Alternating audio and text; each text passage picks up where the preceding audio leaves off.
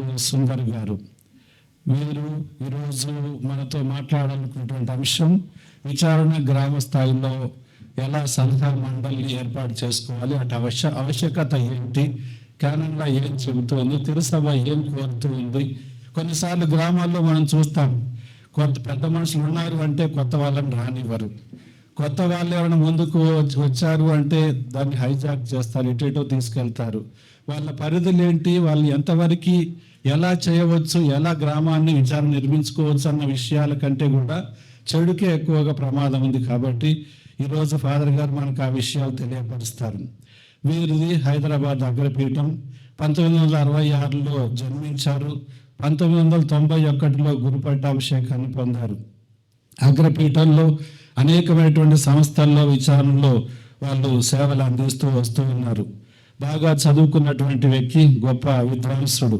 వీరు MCL masters in canon law Saint Peter's pontifical institute Bengaluru నందును, అలాగే DCL డాక్టరేట్ ఇన్ క్యానన్ లాని pontifical urban university Rome Italy దేశంలో కూడా పూర్తి చేశారు.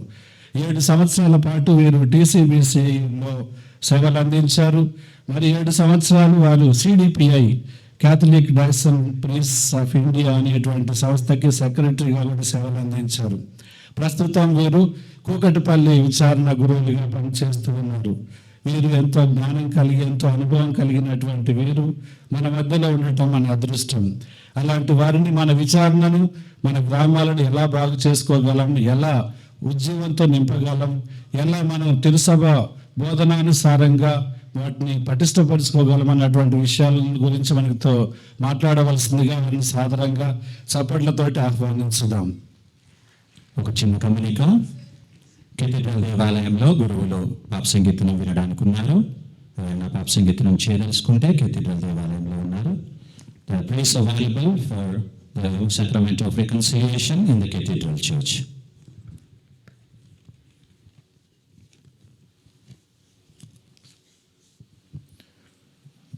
పాలనాధికారి father Jaipal garu, father Balashowry, father Inna Reddy, గురువులు, మఠవాసులు, విశ్వాసులు అందరికీ గుడ్ మార్నింగ్. చాలా సంతోషంగా ఉంది ఇంతమందిని చూడటం. జూబిలీ జరుపుకుంటూ ఉన్నాం. జూబిలీ గురించి మీరు విని ఉంటారు, జపాలు చెప్తూనే ఉన్నాం ప్రతి విచారణలో. జూబిలీ ప్రేయర్ అని మన అందరికీ ఇచ్చారు, విచారణలో జపాలు చెప్తూనే ఉన్నాం. దాని మీద ప్రసంగాలు కూడా విని ఉంటారు. జూబిలీ అంటే పాత నిబంధనలో బానిసలకు విముక్తి అని, ఏదో అప్పులున్న వాళ్ళకి అన్నింటికి మాఫీ అని, రుణమాఫీ అని, ఇవన్నీ జూబిలీ ఇయర్స్లో జరిగేవి. ఇప్పుడు బానిసలు లేకపోవచ్చు, రుణాలు, అప్పులు, మాఫీలు ఇవన్నీ గవర్నమెంట్ ఏదో మాట్లాడుతుంది. అవన్నీ పక్కన పెడితే జూబిలీలో జరగాల్సింది ఏంటి అంటే మంచి జరగాలి. తిరుసభ పరంగా మనం జూబిలీ జరుపుకుంటే తిరుసభలో మంచి జరగాలి.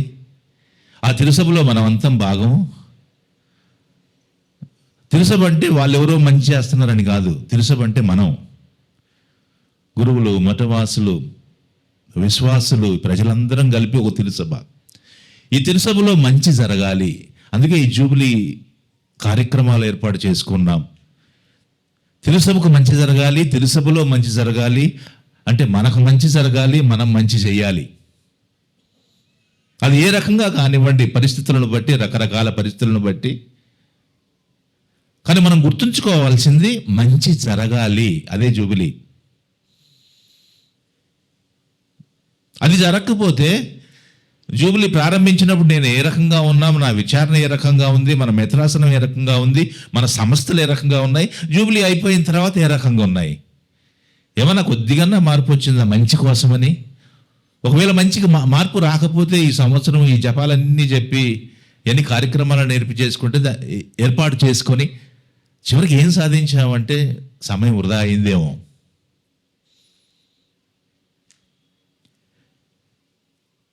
ఇక అది జూబిలీ గురించి. ఈనాడు ముఖ్యంగా మనం ఫాదర్ గారు చెప్పినట్లుగా విచారణలో సలహా సంఘాలు. అసలు విచారణ అంటే ఏంటి? మనం గ్రహించాల్సింది క్రైస్తవ జీవితము, మన జీవితం మొత్తం విచారణ చుట్టే ఉంటుంది. మన క్రైస్తవత్వం విచారణలోనే జరుగుతుంది.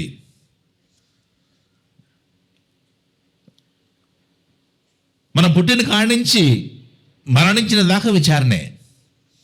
మనం పుట్టినప్పుడు మన అమ్మ నాన్నలు చిన్న బిడ్డను తీసుకుపోతారు గుళ్ళో, మన విచారణలో గుళ్ళో తీసుకుపోతారు, జ్ఞానస్నానం ఇప్పిస్తారు. తర్వాత కొత్త ప్రసాదం, ఇవన్నీ దేవద్రవ్య అనుమానాలు, మన విశ్వాసానికి సంబంధించినవి.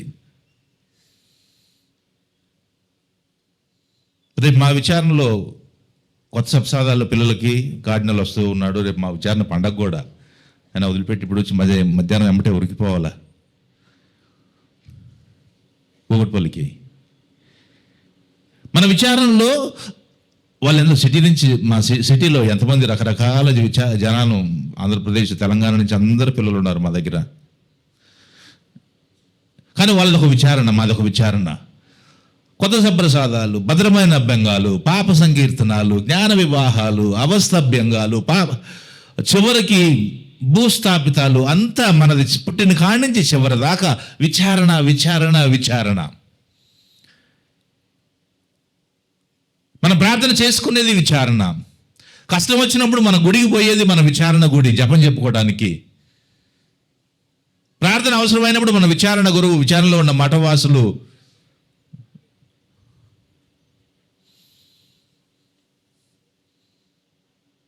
మన విశ్వాసం మొత్తం, క్రైస్తవ విశ్వాసం మొత్తం ఎక్కడికి పోయినా, ఇప్పుడు మనం మన ఊరు వదిలిపెట్టి హైదరాబాద్లో సెటిల్ అయినా కూడా హైదరాబాద్లో ఒక విచారణ.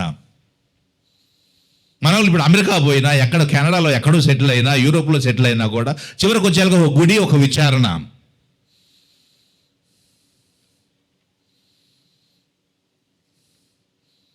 ఆరోగ్యకరమైన విచారణలు ఉంటే విశ్వాసము అక్కడ ప్రజ్వరిల్లుతుంది. అనారోగ్యకరమైన విచారణ, అనారోగ్యకరం అంటే ప్రశాంతత లేని విచారణ. ఆదివారం వచ్చిందంటే ఎక్కడ ఏమి ఇబ్బందులు వస్తాయో, ఎక్కడ గొడవలు అవుతాయో, ఎక్కడ దేంతో వస్తారో అన్న ఒక వాతావరణం ఉంటే అది చాలా ఇబ్బందికరమైన పరిస్థితి. ఎందుకంటే అది మన విశ్వాసానికే ఆటంకం.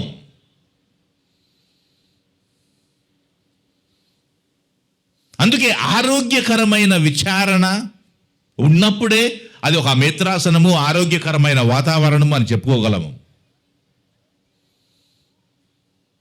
ఇది మనందరి బాధ్యత, గురువులు, మఠవాసులు, ప్రజలంతా.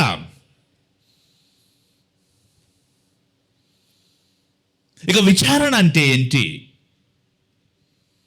దానికి ఒక డెఫినేషన్. మొట్టమొదటి క్రైస్తవ సంఘాల్లో విచారణ అనేది ఏమీ లేదు. క్రైస్తవులంతా ఒకసారి గ్యాదర్ అయ్యేవాళ్ళు, ప్రార్థనలు చేసుకునేవాళ్ళు, దేవుని వాక్యం వినేవాళ్ళు, ఎవరంతటా వాళ్ళు పోయేవాళ్ళు. ఒక ఆర్గనైజ్డ్గా ఏమీ లేదు. తిరుసభ చరిత్రలో ట్రెంట్ మహాసభలో ఈ విచారణ అనే ఒక ఐడియాకి, ఒక కాన్సెప్ట్కి జీవం పోశారు. తర్వాత 1917వ సంవత్సరంలో క్యానన్ లా, తిరుసభ చట్టం. ఇంకొకటి మనం తెలుసుకోవాల్సింది, మన దేశానికి రాజ్యాంగం ఎట్లా ఉందో మన తిరుసభకి ఈ క్యానన్ లా అనేది ఒకటి. మఠవాసులందరికీ తెలుసు, మీ కాన్స్టిట్యూషన్స్ అన్ని క్యానన్ లా బేస్డే ఉంటాయి. మేత్రాసనం నడుస్తుంది క్యానన్ లా బేస్డే, వాటికన్ నడుస్తుంది క్యానన్ లా బేస్డే. ఇది తిరుసభ చట్టం. ప్రపంచవ్యాప్తంగా ఈ తిరుసభ, కథోలిక తిరుసభ ఈ చట్టానికి అనుగుణంగానే ప్రతి వాళ్ళు తమ బాధ్యతలు, తమ విశ్వాసాన్ని దానికి అనుగుణంగానే సాగిపోతూ ఉన్నాం. ఈ మొట్టమొదటిగా కోడిఫైడ్ క్యానన్ లా అంటే 1917వ సంవత్సరం. అప్పుడు విచారణ గురించి ఏం చెప్పారంటే, విచారణ అంటే ఒక ఆఫీస్, ఒక వ్యవస్థ, దాని చుట్టూ ఉన్న ఆస్తిపాస్తులు, దాని ఎడిఫిస్ అంటారు. విచారణ అంటే ఒక గురువు, ఒక వ్యవస్థ, దానికి ఉన్న ఆస్తులు పాస్తులు, జనం గురించి అందులో లేదు. విచారణ అంటే ఇవి మాత్రమే. అది కొంతకాలం నడిచింది ఆ రకంగా. జనం అప్పుడు ఎట్లా ఉండేదంటే, people pray and pay and enough. జపం చెప్తారు, డబ్బులు ఇస్తారు, చాలింగా. అప్పుడు ఆ రోజుల్లో. తర్వాత విచారణ యొక్క డెఫినేషన్ మారింది. విచారణ డిఫైన్ చేసే విధానం మారింది. కొత్త క్యానన్లా 1983లో వచ్చింది ఇది. జాన్ పాల్ పాప్ గారు దీన్ని ప్రమల్గేట్ చేశారు. దాని ప్రకారం విచారణ అంటే దైవ ప్రజలు. విచారణ అంటే దైవ ప్రజలు మేత్రానుల వారి ఆధ్వర్యములో ఒక గురువుకి ఆ దైవ ప్రజలను అప్పచెప్పి దానికి అనుగుణంగా దైవ కార్యాలు నిర్వహించే విధానము. This is the definition. Perish అంటే ఒక విచారణ సంఘము, దానిని మేత్రానుల వారి ఆధ్వర్యంలో ఒక గురువుకు అప్పచెప్పబడిన బాధ్యత. అంటే విచారణలో విచారణ సంఘం లేకపోతే విచారణ లేదు, గురువు లేకపోతే విచారణ లేదు, గుడి లేకపోయినా కూడా విచారణ ఉండొచ్చు.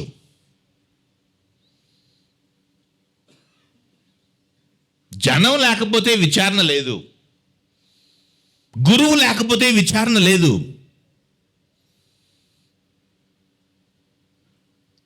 విచారణలో ముఖ్యం ఎవరంటే జనం, గురువు. ఇక గుడి అందరూ గ్యాదర్ అవుతానికి ఒక దేవుని ఆలయంగా నిర్మించుకుంటూ ఉన్నాం. ప్రతి విచారణకి గుడి కట్టుకోవాలన్న ఆశ అందరికి ఉంటుంది. గుడి కట్టుకుంటూ ఉన్నాం. మన పెద్ద గుడి ఉంది ఇక్కడ. ఇది విచారణ అంటే.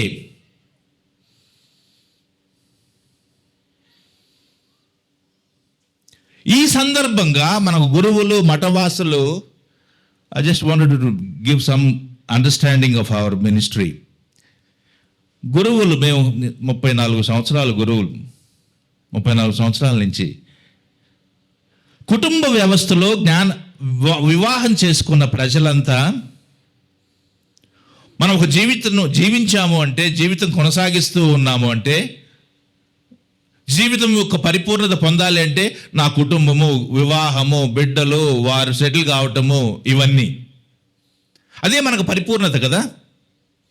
నేను పుట్టానంటే నా జీవితానికి what is the fulfilment in life అంటే ఇది. అదేవిధంగా గురువులకి మా జీవితంలో ఫుల్ఫిల్మెంట్ అంటే ఏంటంటే ఒకేషను, దేవుని పిలుపు, దానికి స్పందించి గురువులుగా దేవునికి తాము అర్పించుకొని, అంటే దేవుని ప్రజలకు సేవ చేయటానికి, వారికి దైవ కార్యము నెరవేర్చడానికి వారి జీవితాల్లో అదే fulfilment. It's always said our vocation as a priest and religious is in the context of our people. If there are no people in our life, in our ministry as a priest and the religious, and there is no fulfillment. Everyone have గురువులు, మఠవాసులు. మా జీవితానికి అర్థం ఇచ్చేదే ప్రజలు. ఒకవేళ జనం లేకపోతే నా జీవితంలో నాకు ఫుల్ఫిల్మెంట్ ఏంటి? దేవుడు నాకు జీవితాన్ని ఇచ్చాడు, దానికి పరిపూర్తి ఏంటి? నేను తృప్తి పొందేది ఏంది? చివరికి వచ్చిన తర్వాత నా జీవితం అర్థవంతంగా, పరిపూర్ణంగా జరిగింది అంటే అని ప్రశ్నించుకుంటే దానికి నాకు లభించే సమాధానం ఏంటి? అదే నా ప్రజలు, అదే మన విశ్వాసం, అదే నా vacation. It applies to the religious also. Religious నాకు జనంతో సంబంధం లేదు, వీళ్ళు నాకు చెందిన వాళ్ళు కాదు, ఏదో మేము అదే నడుపుకుంటూ ఉన్నాం. Absolutely does not give fulfillment for the purpose and meaning of our vocation. Our life as a religious and priest becomes meaningful in the context of our people, our community. వాళ్ళ కోసమే మనం గురువైంది, వాళ్ళ కోసమే మనం అందరినీ మన ఇంట్లో అందరిని వదిలిపెట్టి మఠవాసులుగా గురువులుగా జీవిస్తుంది నేనున్న సంఘం కోసం. ఆఫ్టర్ హ్యావింగ్ సెడ్ దట్, అది చెప్పిన తర్వాత మన విచారణలు చివరకు వచ్చిన తర్వాత ఎన్ని ఇబ్బందులు. విచారణలో 2 సంఘాలు ఉంటాయండి. ఒకటేమో విచారణ పాస్టరల్ కౌన్సిల్ అంటాం, సలహా సంఘం. ఇంకొకటి విచారణలో ఆర్థిక సంఘం, ఆర్థిక మండలి.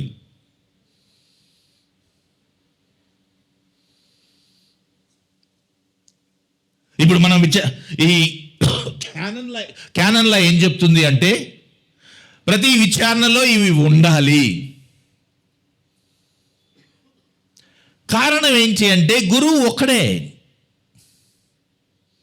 ఒక పెద్ద సంఘాన్ని నడపాలి. సంఘాన్ని నడపాలంటే అతని ఒక్కడి వల్ల అంత సులభంగా అయ్యే పని కాదు.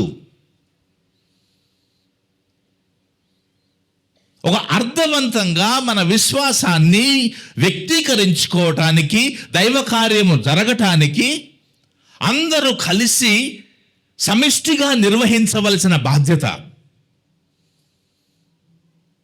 అదే విచారణ సంఘం. ఇప్పుడు విచారణ క్రైస్తవులు మీరంతా ఉన్నారు, క్రైస్తవులు ఉన్నారు, మఠవాసులు ఉన్నారు, మా బాధ్యతలు గురువులు ఉన్నారు. ఈ జనమంతా మీరెందుకు ఇందులో భాగస్థులు కావాలి? మీకు ఎవరిచ్చారు ఆ హక్కు అంటే,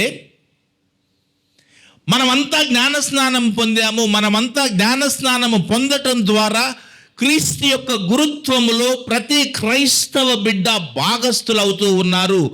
ఆ క్రైస్తవ గురువుత్వ జీవితంలో భాగస్థులు కావటం ద్వారా మనకు హక్కులు, బాధ్యతలు సంక్రమించాయి. ఎవరో మీకు మీరంతా ఇవాళ రాండి ఇవ్వాలా అని మీకు ఎవరో ఇచ్చింది కాదు. మనమంతా అందరూ బాధ్యత స్వీకరించడానికి మూలము ఏంటి అంటే మన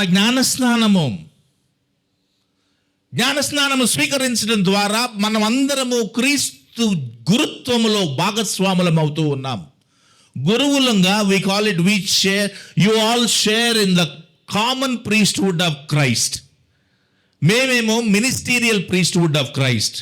కానీ ప్రతి ఒక్కళ్ళకి భాగస్వామ్యం ఉంది. ఏ విధంగా అయితే గురువులు మేమందరూ భాగస్వాములమో మీరు కూడా అందులో భాగస్వాములే. అందుకే కలిసి కట్టుగా దేవుని కార్యం జరగాలి. ఇక తర్వాత ఈ మండళ్ళు ఏర్పరచుకున్నట్టు ఇందాక ఫాదర్ గారు చెప్పినట్టు పెద్ద మనుషులు ప్రతి ఊర్లో ఉంటారు. మేమే పెద్ద మనుషులమే, ఇక మిగతా వాళ్ళు ఏం లేదు. సాంగ్ కూడా మా కిందనే. అలాంటి వాతావరణం ఉంటే దైవ కార్యం జరగదండి.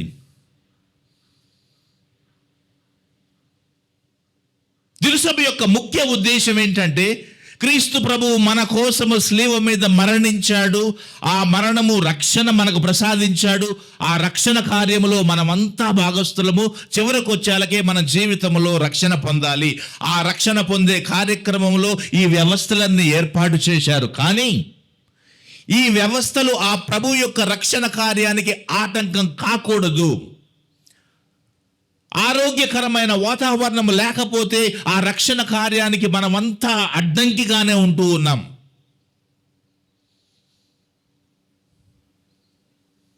అది మనం సంఘంలో ఉన్న వాళ్ళంతా గుర్తించుకోవాలి. ఈ విచారణ సలహా సంఘాలు ప్రతి మేత్రాసనానికి పరిస్థితులను బట్టి వాళ్ళు మేత్రాసనం నుంచి డైరెక్షన్స్ ఇస్తారు. ఎన్ని సంవత్సరాలు ఉండాలి, ఎంత దానికి పద్ధతులు అవలంబించాల్సిన పద్ధతులు ఏంటిది, అవన్నీ ప్రతి మేత్రాసనం నుంచి మేత్రాసనానికి మారుతూ ఉంటాయి. పెద్ద మనుషులు అంటే మేమే పెద్దవాళ్ళము జీవితాంతం అని కాదు. టర్మ్ ఆఫ్ ఆఫీస్ అని ఉంటుంది. గురువుకి 5 సంవత్సరాలు ఒక ఆ ప్యారిష్ ప్రీస్ట్గా నియమించినప్పుడు ఆ పెద్ద మృకం చేసేదానికి వాళ్ళకు కూడా కొంత సమయం ఉంటుంది అంతే. తర్వాత ఇంకొకళ్ళు వస్తారు, రావాలి. అది జరగకపోతే మేమే మొదటి నుంచి చివరి దాకా మేమే అంటే అంత కుంటుపడుతుంది. మార్పు కావాలి. అందుకని మన విచారణలో గురువులు టర్మ్ ఆఫ్ ఆఫీస్ అని ఉంటుంది, ఎల్లకాలం ఒకసాటే ఉంచరు కదా. మార్పు ఎందుకంటే మార్పు అవసరము. అదేవిధంగా విచారణలో ఎంతమంది గురువులు, ఎంతోమందిని చూసాం స్వామి. మీ గురువులు వస్తారు పోతారు, మేము ఇక్కడే ఉంటాము, ఈ భాష వింటుంటాం. ఆ భాష చాలాసార్లు వింటుంటాను. నేను 31 సంవత్సరం నుంచి విచారణ గురువుగా పనిచేస్తాను హైదరాబాద్లో, 31 years. విని దానికి నా సమాధానం ఏం చెప్పాను తెలుసా? మీరు వస్తుంటారు పోతుంటారంటే వాస్తవం. నేను పోయిన తర్వాత కూడా ఇంకో గురువు వస్తాడు, ఆ గురువే ఇన్ఛార్జి, నువ్వు ఇన్ఛార్జి కాదని చెప్తా. మీరు ఇక్కడే ఉంటారు, గురువు వస్తారు పోతారు, తర్వాత ఇంకో గురువు వస్తాడు, ఆ గురువే ఇన్ఛార్జి, నువ్వు కాదు. సాయంత్రం 9 అయితే గేట్ తాళం ఎత్తే గురువు లోపల ఉంటాడు, మీరు బయట ఉంటారు, ఎవరింట్లో వాళ్ళు ఉంటారు. కానీ ఆ భాష, ఆ పరిస్థితి రాకూడదు. మీరు వస్తారు పోతారు, ఇది మాది, ఇది తిరుసబండి. దేవుని కార్యం జరగాలండి. ఎవరు పడితే వాళ్ళు అక్కడ విచారణలో నిర్ణయాలు తీసుకునే, తిరుసభకు వ్యతిరేకంగా నిర్ణయాలు తీసుకునే అధికారం జనానికి లేదు, గురువుకు లేదు.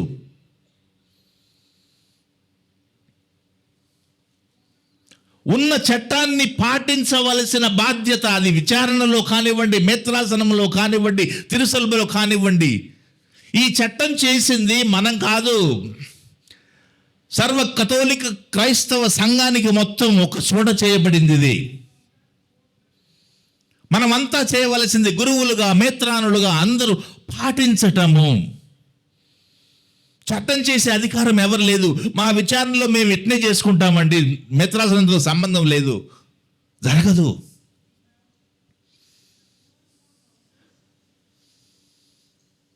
మేత్రానుల వారి ఆధ్వర్యంలో, విచారణ గురువుల ఆధ్వర్యంలో ఇంకొకటి గ్రహించాల్సింది, మనకి విచారణలో ఇవి ఉన్నవి సలహా సంఘాలు, నిర్ణయాలు చేసే సంఘాలు కాదు. కానీ అందరూ కలిసి చర్చించుకొని ఒక అవగాహనకు వచ్చి నిర్ణయాలు జరగాలి. అక్కడ ఆరోగ్యకరమైన వాతావరణం ఉండాలి. అదే ప్రతి విచారణలో జరగాలి.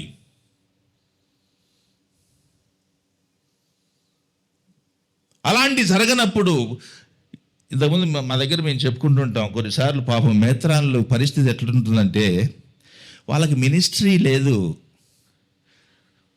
పొద్దు నుంచి సాయంత్రం దాకా క్రైసిస్ మేనేజ్మెంటే. వాళ్ళకి గురువు అంటే మెత్రాన్లు గురువులే, గురువులు గురువులే కదా, వాళ్ళకు ఒక మినిస్ట్రీ ఉంటుంది కదా, దైవ కార్యం ఉంటుంది కదా. ఇప్పుడు దానికంటే ముందు పొద్దున ఆఫీసులో కూర్చుని కానించి సాయంత్రం దాకా పాపం ఆ విచారణలో ఇది క్రైసిస్ మేనేజ్మెంటే, సమస్యలే. సంతోషకరమైన వార్తలు వింటే అందరికి సంతోషం, ప్రతిదీ సమస్య అయితే వాళ్ళకు కూడా పాపం ఇబ్బంది. Now we have to grow beyond crisis management నుంచి దేవుని కార్యం జరగాలి. ఈ వ్యవస్థలన్నీ దేవుని కార్యం జరగటానికే స్థాపింపబడ్డాయి. ఇవి జరగకపోతే, ఆరోగ్యంగా లేకపోతే ఆ దేవుని కార్యానికి ఆటంకం కలిగించిన వాళ్ళం అవుతాం. అది గ్రహించాలి.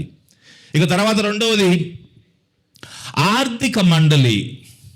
ఇది చాలా ముఖ్యమైన విషయం. డబ్బు లేకపోతే నడవదు. ప్రతి విచారణలో చాలా మటుకు ఇబ్బందులు దీని ద్వారానే వస్తాయి. డబ్బులతోటే సమస్య. డబ్బులు అవసరం. మొట్టమొదటగా మనకి డబ్బులు ఎందుకు అవసరం అనేది తిరుసభ చట్టం ప్రకారం మనం తెలుసుకుందాం. డబ్బులు దేనికి? ఒక కుటుంబం ఉందనుకోండి, కుటుంబానికి డబ్బులు అవసరం కదా. మొట్టమొదటిగా డబ్బులు దేనికి అవసరం అంటే కుటుంబం తినాలి, అందరూ తినాలా ఇంట్లో, దానికోసమే సంపాదిస్తారు. రెండవది, అనారోగ్యం ఉన్నప్పుడు డాక్టర్ దగ్గర పోతానికి డబ్బులు అవసరం. తర్వాత పిల్లలు చదువుకోవటానికి, ఇవన్నీ బేసిక్ అవసరాలు. అంటే దీన్ని ప్రయారిటీస్, ఫస్ట్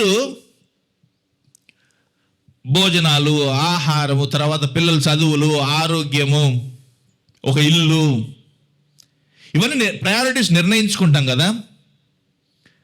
అదేవిధంగా తిరుసభలో కూడా మన డబ్బులు ప్రయారిటీ ఉంది.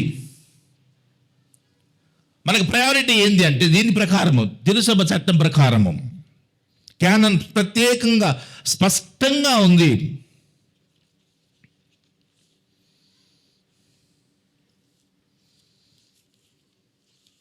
Why do we need money in the church? మొట్టమొదటిది దైవార్చన కార్యక్రమాల కోసం, ఇంగ్లీష్లో ఫర్ ద డివైన్ వర్షిప్. రెండవది గురువుల మఠవాసుల పోషణ కోసం డబ్బులు అవసరం, for the maintenance of the clergy. మూడవది for the apostolate of the church, ప్రేషిత కార్యము కోసం, తర్వాత ఇతరులకు సహాయం చేయటం కోసం. ఆర్డర్ ఆఫ్ ప్రయారిటీస్, ఇది ముఖ్యం. దైవ కార్యం కోసం, గురువుల సంరక్షణ కోసం, మఠవాసుల సంరక్షణ కోసం, తర్వాత తిరుసభ యొక్క బాధ్యతలు సహాయం చేయటానికి, తన బాధ్యతలు నిర్వహించడానికి 3 ప్రయారిటీస్. ఈ ప్రయారిటీస్ని కుటుంబము భోజనాలు లేకపోతే హాలిడే గురించి ప్లాన్ చేయరు కదా. అవసరాలు తీరిన తర్వాతనే కదా హాలిడే గురించి పోయేది. అదేవిధంగా we cannot mix the priorities. వీటి కోసం డబ్బులు అవసరము. ఈ డబ్బులు మనకు సమకూర్చేది ప్రజలు. డబ్బులు సమకూర్చినప్పుడు ఆ డబ్బుల గురించి అవగాహన, స్పష్టత ఉన్నప్పుడు ఇబ్బందులు లేవు.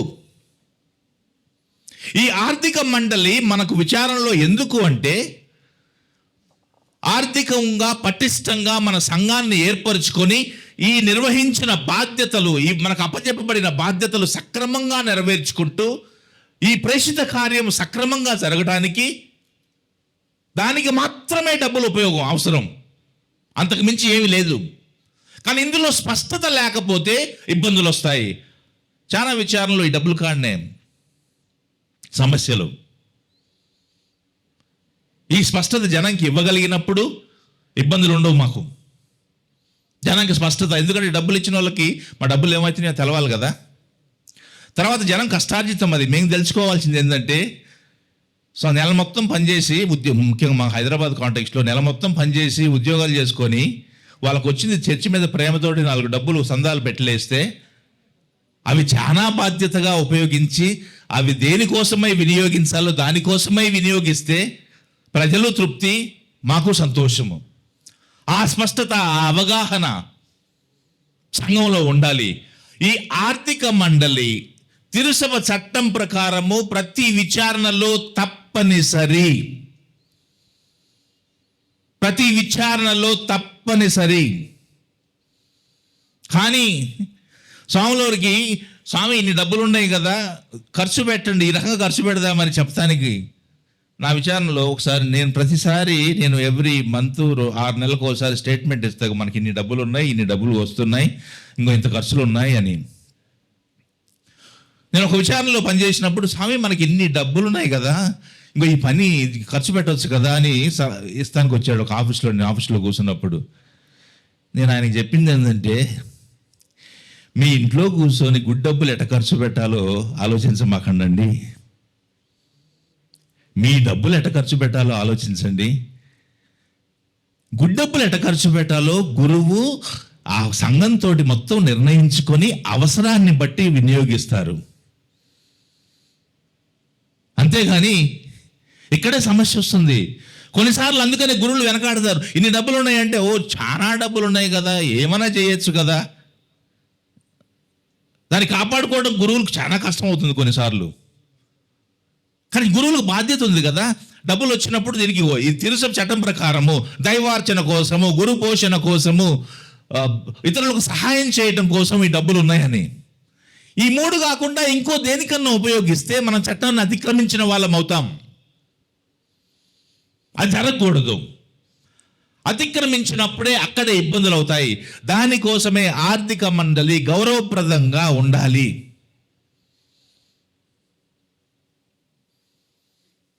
అప్పుడే ఒక ఆరోగ్యకరమైన, మొదట్లో నేను చెప్పినట్లుగా ఒక ఆరోగ్యకరమైన వాతావరణం మన విచారణల్లో ఉంటే అక్కడ ఉపశమనము, ప్రార్థన వాతావరణం.